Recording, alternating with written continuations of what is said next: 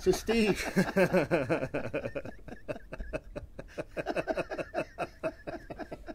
I've bought a book of questions and everything. So Steve, thank you so much for seeing me, first of all. My absolute pleasure. It's all your fault. So just to let the guys know, Steve, I first met Steve in a field in Womad. You didn't know that I was there, but I was, I think it was 2017, I might even be 16, and I was walking through the Arboretum. I think it was 16. It was 16, yeah. And there was just heard this laughter going on. I was just like, what is the comedian? What's going on? What's the show? And then all of a sudden just sort of walk through, and then there's you in the middle of all these people just doing all these crazy laughter exercises. And yeah, I'd like to seriously thank you for that, because my pleasure. You sort of started that journey for me. So what I thought I would ask you a few questions, if that's all right, and I've got them here. Okay. So who are you? Who am I? I am Curly Steve. Perfect. And where are we right now, Steve? We're in Morganporth in Cornwall. It's stunning, isn't it? And we're about 75 yards from the beach. Nice. And just behind the shop, which I work at, called Married to the Sea. Perfect. Little plug in there. Yeah, why not? You can click on the link below. So laughter yoga then. So it's obviously, it is a thing. It is definitely a thing. And when did you discover it? Well, back in 2006, I was working in drug and alcohol services, and I wanted to do something else, and I didn't want to be a counsellor, and I didn't want to be a therapist. I just wanted to do something, and I wasn't quite sure what it was. So I was searching the internet for new things to do that brought sort of energy to people and fun to people, and sort of almost therapy by laughter, as it were. And I chanced upon the Laughter Network. And the Laughter Network back then was a group of like-minded people who had come up with this, or who had learnt this thing called laughter yoga. And there was very few people in the country at that stage doing it. So I travelled up to London, and I trained to become a laughter yoga leader. Okay. So that was 2006. Fantastic. And what was your initial thoughts when you first just watching with the kids, what they're up to? Were you, they're on green sweets, Steve. I see that. They're going to have green tongues, look. They finished them all as well. No, they didn't even offer me one. What's that all about? Do I not look like a man who eats sweets?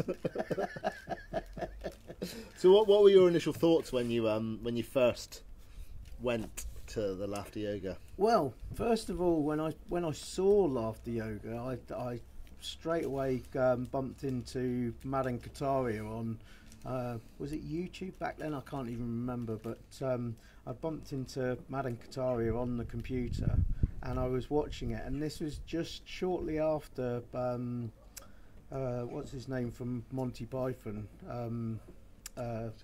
Palin? Cleese? Cleese. Uh-huh. Yeah, it was shortly after he had been to India. Okay. And done laughter yoga with Madan Kataria, and I just thought it looked amazing and hilarious and great fun. And I went and met this crew, which was fronted by Joe Hoare, Julie Whitehead, and Robin Graham, who were part of the Laughter Network, and they enlightened me on this laughter yoga, and we spent 2 days just doing absolutely crazy things, and things that you never in your lifetime ever think, oh, one day I'm going to do that, because it was just crazy. It was amazing. So who ran it then? Who was running the session? The three of them. Okay, the three of them. So they were sort of tag teaming it. Yeah. And it was just absolutely incredible. Yeah, amazing. So, and how many people were there when you were in that session? I could feel I'm being watched. So, how many people were in the session? So, let me think. I've probably about 20. I reckon about 20 people. Okay. And it was up in a small pub in the middle of nowhere in London, and it was quite a real beautiful pub that served great food, by the way. And we were there for the weekend. We were a team of us, and we just laughed for 2 days. Did the laughter exercises, all of the laughter yoga stuff, a lot of sort of history on laughter yoga. Laughing in yoga goes back way earlier than laughter yoga started. Oh, okay. So there's been people using laughter in yoga sessions for a long time. And so it was pretty amazing. Perfect. Pretty amazing. So I think if we manage to get through all these questions with these two monkeys monkeying around, we'll do really well, I reckon. I've got a box in there we could put them in if you want. Yeah, it's big enough for the two of them. And what would you say the benefits that you got then from your first ever? Hey, it's so good. People are phoning in for it. Look. What would you say was the benefits that you got from the first laughter session that you actually did? I came away wanting to find out more about it. I came away feeling energised, full of vitality, full of life, full of intrigue to find out more about it. Okay, fantastic. And then so sort of leads me on then. So you obviously went and did this weekend. You became a leader then after that. I became a laughter yoga leader then. Yeah. Okay, so that was back in 2006. Yeah. Okay, so obviously you've run a lot of sessions since then. A few, yeah. Yeah. Now this is probably going to be quite a tough one, but what would you say was one of your most memorable sessions that you've run? Do you know what, the WOMAD sessions will always stand out to me more than anything, because I think at a festival you've got a group of people that for a start they're not made to go there, so they turn up if they want to and they don't do it if they don't want to, and we were laughing with sort of 4,500 people, it's just an electric vibe. Yeah. And we had a teepee as well, so we do small sort of more intimate laughter sessions as well, and it was just absolutely phenomenal. But then I've laughed at Glastonbury. That was fantastic. You're getting blowing in your ear. Right, we're going to just stop this recording now on the podcast when this does go onto a podcast, because my daughter needs the toilet, Steve. Perfect time to stop. Absolutely. I don't know where the toilets are. Is there a toilet here? There's a toilet here. Fantastic. Right? Do you want to just let her know where it is, and then let me show you. Come on, you.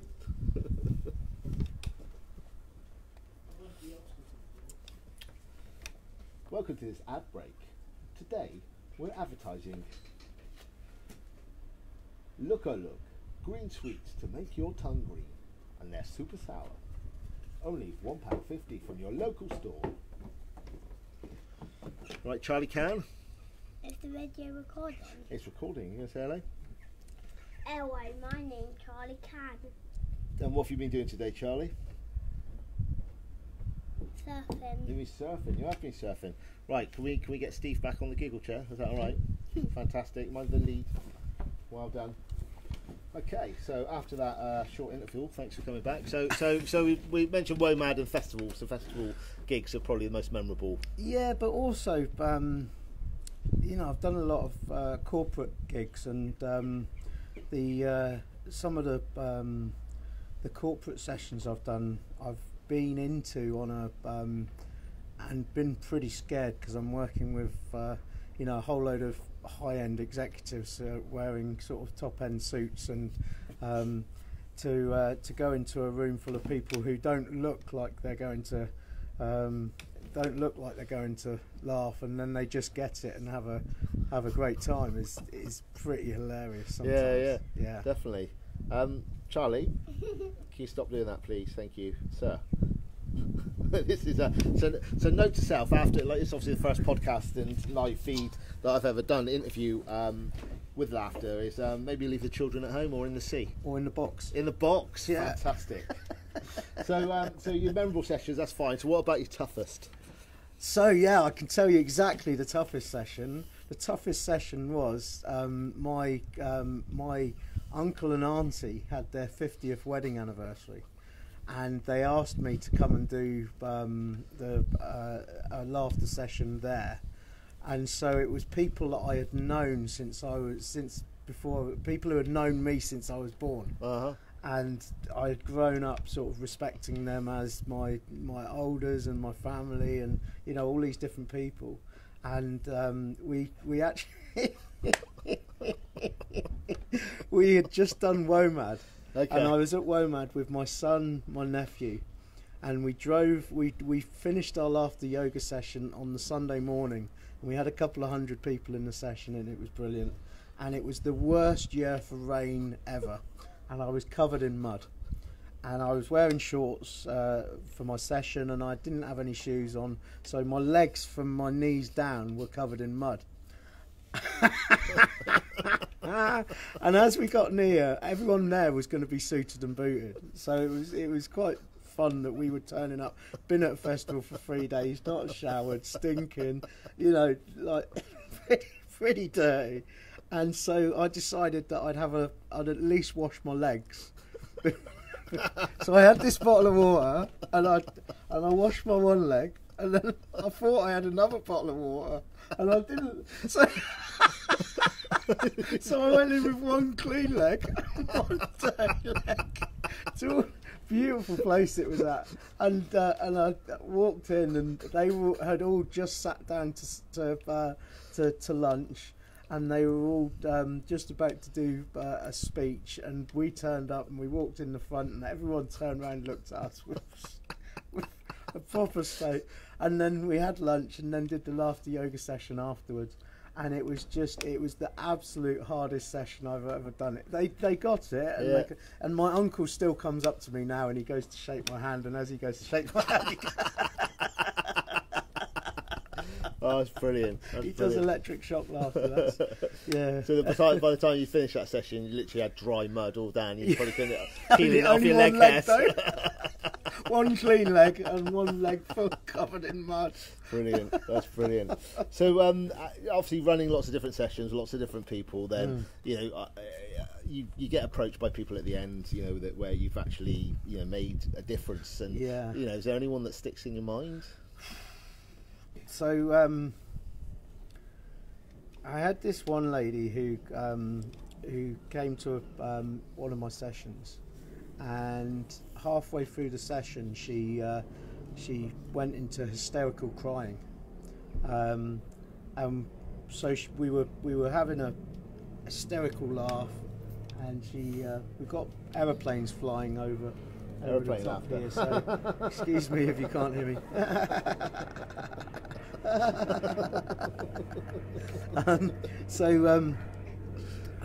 So she went like that, from hysterical laughter to hysterical crying, and my colleague who was in the room with me took her through to the next room and just sat with her and let her be, and eventually she stopped crying, and she said she was ever so apologetic.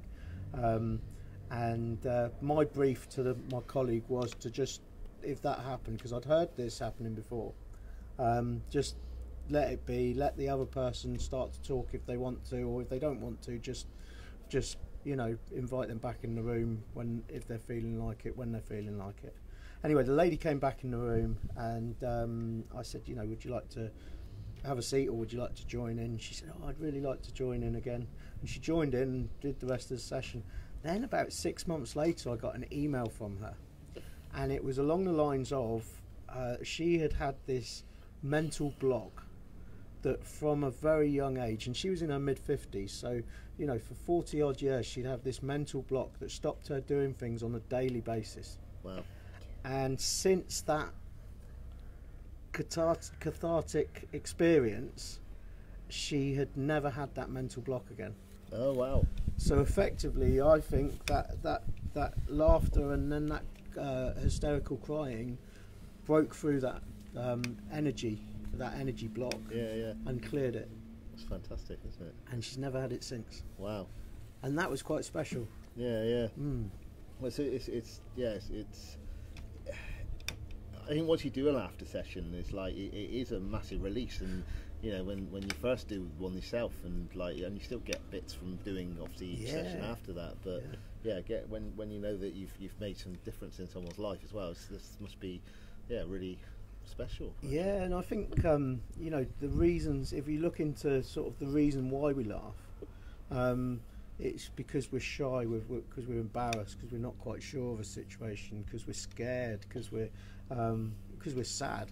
You know, so it tells me that's about stress release. Yeah. And the you know, even if you look at jokes, jokes will have sort of several answers. The answer will either be sort of exactly what you thought it was going to be, which makes it funny, or it's totally the opposite to what you thought it was going to be, which make it funny. So both ways are almost like a nervous reaction to a situation that you're not quite sure about. Yeah.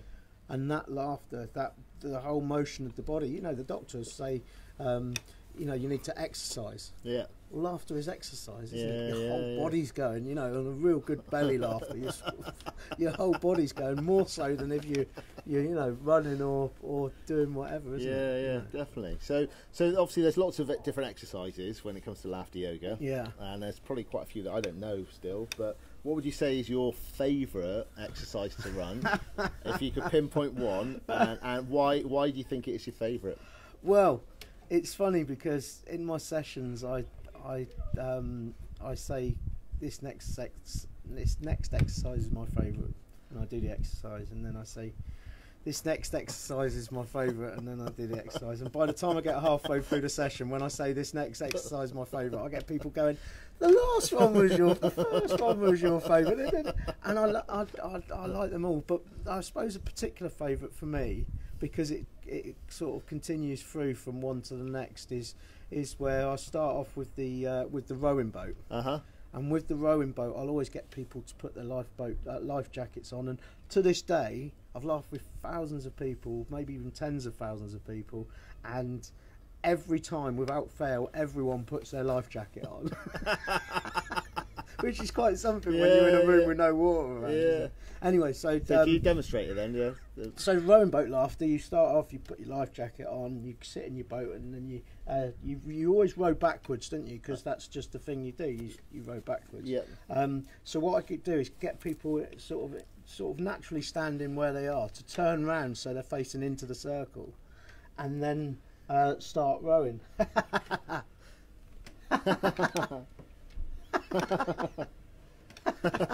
And as they're going through, I always say to people to be respectful of others, and if they bump into people, just be gentle and turn around and apologise and carry on rowing. But then I'll stop people halfway through the exercise and say, whoa, hang on a minute. And everyone looks at me like they're doing it wrong. And I say to them, hang on a minute. And this is at a festival, I'll say, you lot look tired. And they'll all look at me like a bit sort of confused of what's going on. I'll say, you look like you could do with an engine for your boat, so you don't have to row anymore. And they all feel a little bit relieved that they haven't actually done something wrong. And then we put the engine on the boat, and we pull the stringy bit, technical terms, and we pull it once. Doesn't work. And then we pull it twice. No, it didn't work again. And then we pull it 3 times.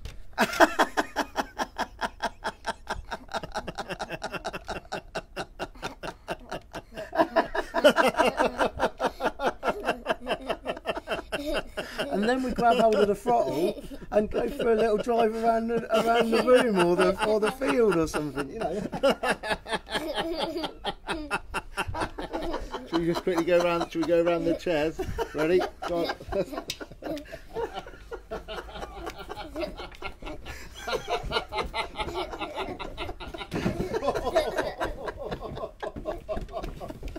Oh, that's a great one. I do enjoy that one. So that's one of my favourites. I've probably done that one in every single time I've done a laughter yoga session. I've done that one. Brilliant. And then probably the second favourite is the milkshake. Yeah. Yeah. So yeah. That's the one. Brilliant. So I've got two more questions then. Okay. One question is if anyone wanted to reach out to say hello, get to know you a bit more, where would you say is the best place to reach out to you? I'm probably surfing. I'll be in the sea. Come and find me out there.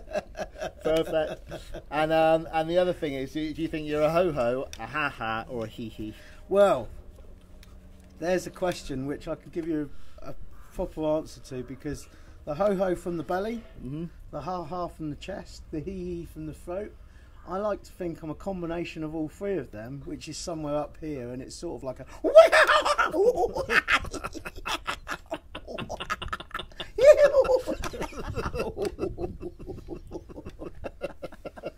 Steve, it's been a